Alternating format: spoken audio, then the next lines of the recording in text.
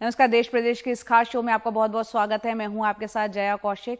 बात कर रहे हैं हम कर्नाटक के मुख्यमंत्री सिद्धारमैया की। अब से कुछ देर पहले वो राहुल गांधी से मिलकर 10 जनपद से बाहर निकले और खबर है कि कर्नाटक सरकार में कल 24 विधायक मंत्री पद की शपथ ले सकते हैं।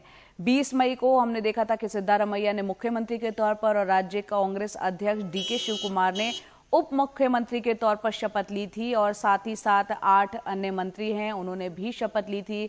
और एक बार फिर अब जो कैबिनेट का एक्सपेंशन होने जा रहा है कल, उस संबंध में बातचीत हुई है। सिद्धारमैया यहां पर पहुंचे हैं, राहुल गांधी से उन्होंने मुलाकात की है। हिमांशु शेखर हमारे साथ जुड़ रहे हैं ज्यादा अपडेट के साथ। हिमांशु, मुलाकात हुई, क्या बात हुई, कितने मंत्री कल एक शपथ ग्रहण उनका हो सकता है, क्या जानकारी? देखिए, सूत्रों ने हमें ये बताया है कि आज जो मीटिंग हुई आज सुबह सिद्धारमैया की राहुल गांधी से, उसमें उन्होंने अब तक जो एक रोड मैप तैयार किया गया है कैबिनेट के विस्तार को लेकर, उसे राहुल गांधी के सामने रखा है। आपको पता है कि पिछले 2-3 दिन से लगातार सिद्धारमैया और डीके शिव कुमार कांग्रेस के वरिष्ठ नेताओं के साथ बैठक कर रहे हैं और एक सुझाव जो राहुल गांधी ने कांग्रेस अध्यक्ष के साथ मीटिंग के दौरान रखा था कि ये सुनिश्चित करना बहुत ज़रूरी है, क्योंकि कांग्रेस को कर्नाटक के लगभग हर क्षेत्र में हर समुदाय का समर्थन चुनाव में मिला है, इसलिए उनका एडिक्वेट रिप्रेजेंटेशन यानी उनका प्रतिनिधित्व जो है वो सही तरीके से कैबिनेट में भी होना चाहिए और कर्नाटक के हर क्षेत्र और हर समुदाय के लोगों का प्रतिनिधित्व सरकार में होना चाहिए। और इसी फॉर्मूले के तहत ये नया रोड मैप तैयार किया गया है कैबिनेट के विस्तार का। कांग्रेस के एक वरिष्ठ नेता ने मुझे कहा है कि 24 नाम हैं जो लगभग तय हो चुके हैं और इसमें डीके शिव कुमार और सिद्धारमैया के लॉयलिस्ट नेता जो हैं वो भी शामिल हैं। कोशिश की गई है कि दोनों के इंटरेस्ट को नए सरकार के गठन में सही तरीके से सम्मिलित किया जाए। अभी फिलहाल खबर यह है कि कर्नाटक के गवर्नर दौरे पर हैं। अब वो कल कुछ समय के लिए बेंगलुरु लौटेंगे और उसी दौरान जैसे ही गवर्नर का कार्यक्रम तय होता है, जो नए मंत्रियों का शपथ ग्रहण के लिए जो तैयारियां की जा रही हैं उसका समय तय किया जाएगा। कल कुछ समय के लिए कर्नाटक के गवर्नर वापस लौटेंगे बेंगलुरु और शपथ दिलाने के बाद फिर से अपने तय कार्यक्रम पर वापस लौट जाएंगे। अभी थोड़ी देर में समय तय हो जाएगा, लेकिन ये लगभग तय माना जा रहा है कि 24 नए मंत्री शपथ लेंगे और इसके साथ ही जो स्ट्रेंथ है सिद्धारमैया गवर्नमेंट का वो 34 तक हो सकता है। जी हिमांशु, हम जानते हैं जब 20 तारीख को शपथ ग्रहण हो रहा था, बताया जाता कि शायद 28 मंत्री शपथ लेंगे, लेकिन 8 मंत्रियों ने शपथ ली थी। अब आप बता रहे हैं कल 24 मंत्री ले सकते हैं। इसमें अगर रेशो की बात की जाए, सिद्धारमैया हो चाहे फिर डीके शिव कुमार, तो किस तादाद में, किस गुट के कितने यहाँ पर हो सकते हैं मंत्री, किसका दबदबा कायम रह सकता है? देखिए, जिन 8 मंत्रियों ने शपथ लिया था 20 तारीख को, ये माना जा रहा था कि उसमें से 4-4 मंत्री जो हैं अब वो सिद्धारमैया और डीके शिव कुमार के करीबी हैं। और अब जो ये 24 नाम तय किए गए हैं उसमें ऐसे संकेत हैं जो अब तक चर्चा हुई है। अभी ये फाइनल तस्वीर सामने नहीं आई है कि राहुल गांधी की बैठक के बाद क्या फाइनल तय हुआ है, लेकिन करीब 6 ऐसे नेता हैं जो सिद्धारमैया खेमे के हैं जिनको कैबिनेट में शामिल करने पर विचार बहुत गंभीरता से किया गया और 6 और नेता हैं जो डीके शिव कुमार के खेमे के बताए जाते हैं। तो अगर ये 24 नाम तय करते हैं और राहुल गांधी ने उनको अंतिम मंजूरी दी है, तो आप ये मान सकते हैं कि करीब 10-10 नेता ऐसे होंगे सिद्धारमैया सरकार में जो लॉयलिस्ट होंगे सिद्धारमैया के और डीके शिव कुमार के। जी, बहुत बहुत शुक्रिया हिमांशु इस पूरी जानकारी के लिए आपका।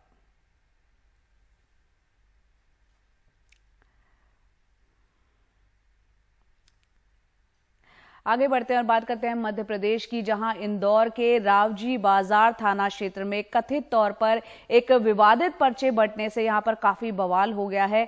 इस पर्चे में आरएसएस और बजरंग दल से जुड़े हुए लोगों को काफिर बताया गया है और साथ ही इस पर्चे में कई तरह के आरोप भी इन संगठनों पर लगाए गए हैं। बहन, तू अपना शिकार न बनना, तो भगवा लव ट्रैप में न फंसना। तेरी इज्जत सारी दुनिया के मुसलमानों की जान से ज्यादा कीमती है।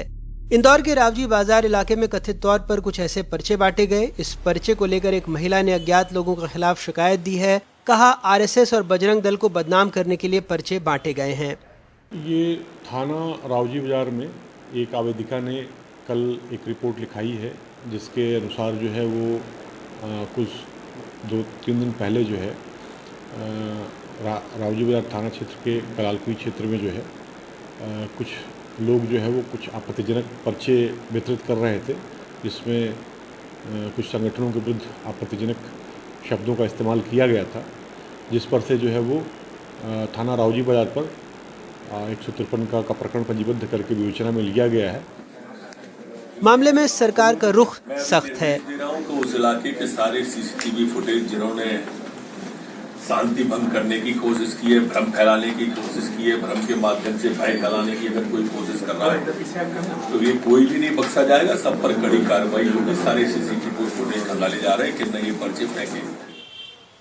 सूत्रों के मुताबिक इलाके की एक मस्जिद के बाहर कथित तौर पर ये पर्चे बांटे गए, लेकिन आधिकारिक तौर पर पुलिस ने इसकी पुष्टि नहीं की है। किसी भी पर्चे के नीचे उसे छापने वाले प्रकाशक का नाम भी लिखा जाता है, लेकिन इस पर्चे को किसने छापा है इसका खुलासा अभी तक नहीं हुआ है। वैसे पुलिस ने मामला दर्ज कर जांच शुरू कर दी है। इंदौर में अपने सहयोगी समीर और भोपाल से कैमरा पर्सन रिजवान खान के साथ अनुराग द्वारी, NDTV इंडिया।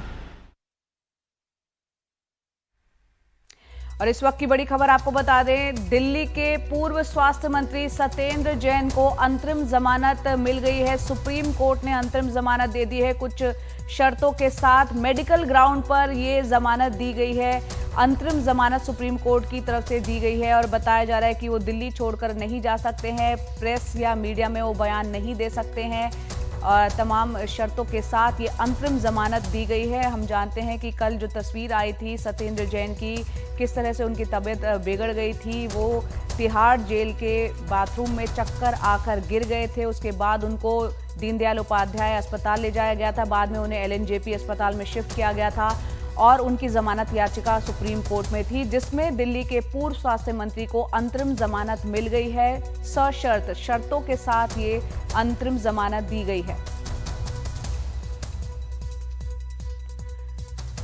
तो मेडिकल ग्राउंड पर सत्येंद्र जैन को आखिरकार ये जमानत मिली है। ये तस्वीर आप देख रहे हैं, कल की ही तस्वीर है जब ऑक्सीजन सपोर्ट पर सत्येंद्र जैन को रखा गया था।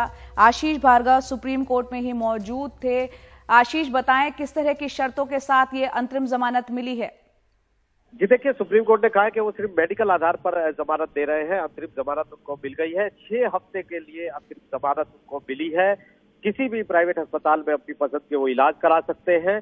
सुप्रीम कोर्ट ने सशर्त अंतरिम जमानत दी है। ईडी के कड़े विरोध के बावजूद सुप्रीम कोर्ट ने कहा है कि वो इस दौरान गवाहों को प्रभावित नहीं करेंगे, साथ ही साथ दिल्ली छोड़कर नहीं जाएंगे और 10 जुलाई को मेडिकल की जो उनका जो उपचार होगा इन 6 हफ्तों के दौरान उसकी रिपोर्ट दाखिल होगी।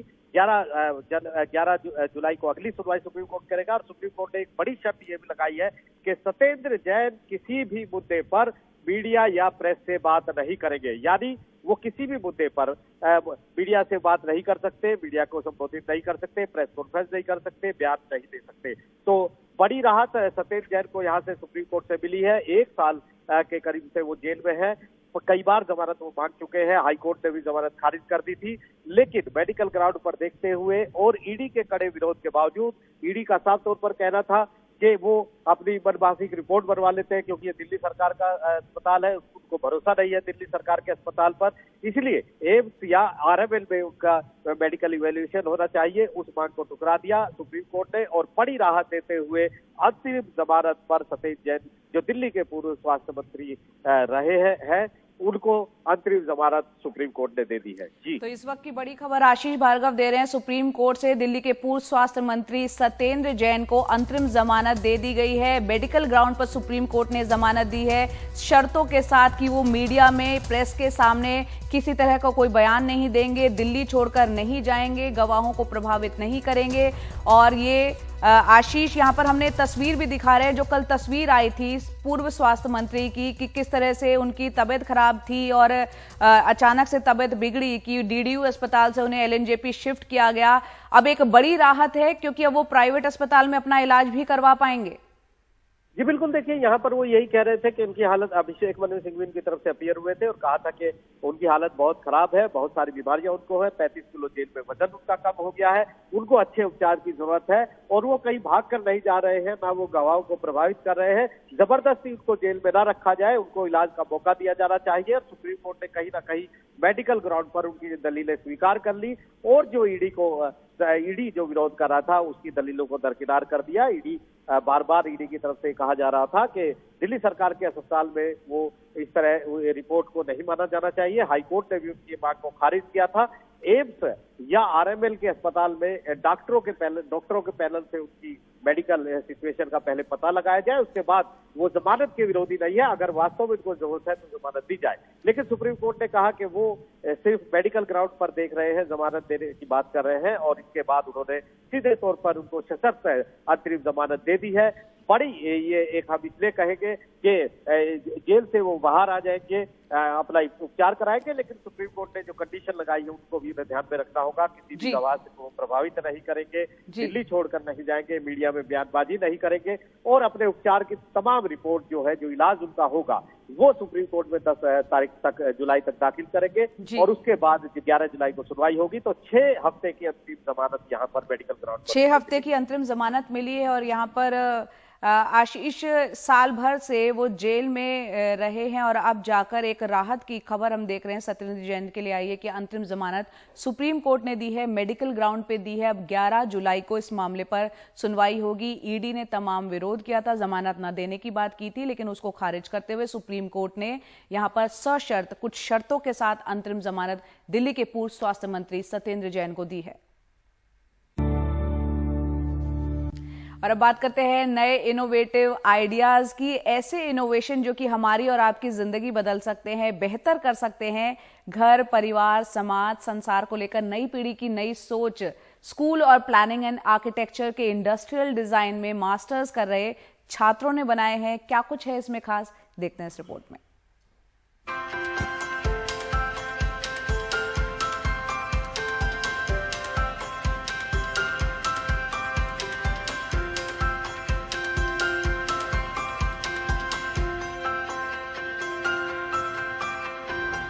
एक बल्ब जो महज रोशनी नहीं देता, साफ हवा भी देता है, क्योंकि ये है पिघलता बल्ब। एक बोट जो बोटिंग का लुत्फ भी दे और पानी का कचरा भी साफ करे। अब तक आपने बच्चों का इंक्यूबेटर तो देखा होगा, लेकिन यहां पक्षियों का इंक्यूबेटर भी है। एक से एक अनोखे और नायाब इजाद।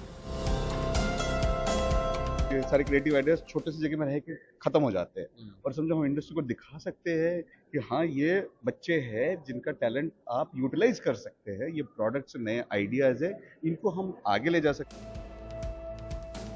हिमालयन रॉक सॉल्ट से बना ये प्रोडक्ट लग्जरी लाइट है, जिसको अलग अलग तरह के स्टैंड में सजावटी लाइट के तौर पर लगाया जा सकता है। ये ठीक वैसे ही पिघलता है जैसे हिमालय की बर्फ पिघल रही हो, और पिघलकर हवा को शुद्ध करता है। 8 किलो का ये रॉक सॉल्ट लगातार 12 घंटे जलाए रखने पर 1000 घंटे चल सकता है।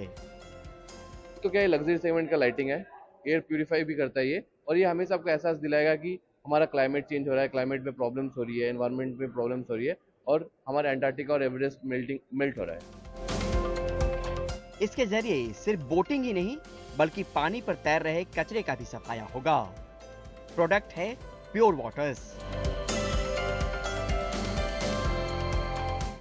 इसका पहिया पानी पर घूमता जाएगा और तालाब, नदी में बह रहा कचरा इसमें समाते जाएंगे। सर, ये 50 kgs तक कचरा होल्ड कर सकता है एक बार में, एक साइकिल में। उसके बाद आपको डॉकिंग स्टेशन पे जाके इसको डंप करना पड़ेगा एक जगह पे। देन जो दूसरे यूजर्स है, देन दे कैन यूज। और क्या क्या इसमें आ सकता है? इसमें आ सकता है आपका एल्गी, जो आप एल्गीज देखते हैं, वीट प्लांट्स देखते हैं, और इसमें जो फ्लोटिंग गार्बेज होता है वो सब इसको जिसके अंदर आ सकता है। चिड़िया के बच्चों के लिए नेस्टो केयर। घोंसले से बेबी बर्ड गिर जाए तो ये डिवाइस उनकी देखभाल ठीक वैसे ही करेगा जैसे उनकी मां घोंसले में करती थी। सोच नागपुर के एक सेंटर से आई, जहां रोजाना एक ही सेंटर पर 5 से 6 चिड़ियों के छोटे छोटे बच्चे लाए जा रहे थे।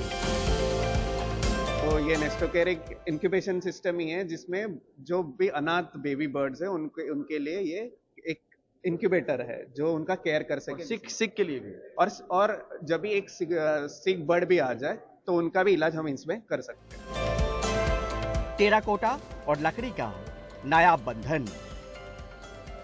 इसमें लकड़ियों के उन छोटे छोटे टुकड़ों का इस्तेमाल है जो बेकार हो जाते हैं। पूरी तरह से एनवायरमेंट फ्रेंडली और पार्क में लगी इस बेंच के नीचे के पॉट से ऊपर पौधे निकल आए, इसको लेकर भी इंतजाम। गर्मी में बहुत हॉट नहीं होता है और ये कोल्ड सीजन्स में बहुत कोल्ड भी नहीं होता है कि आप देखते हैं कि वो स्टील फर्नीचर जो है पार्क में लगे होते हैं। हाँ जी, अभी समर्स में बहुत हॉट हो जाता है वो, और विंटर्स में बहुत ठंडा हो जाता है, हम उसको यूज नहीं कर पाते। एक्वा बायो हार्वेस्ट प्रोडक्ट मछली पालकों को ध्यान में रखकर डिजाइन किया गया है। तालाब में वो मछली के लिए भोजन के लिए एल्गी डालेंगे और उससे इस प्रोडक्ट की मदद से बायो ऑयल निकलेगा, यानी आमदनी का एक नया जरिया।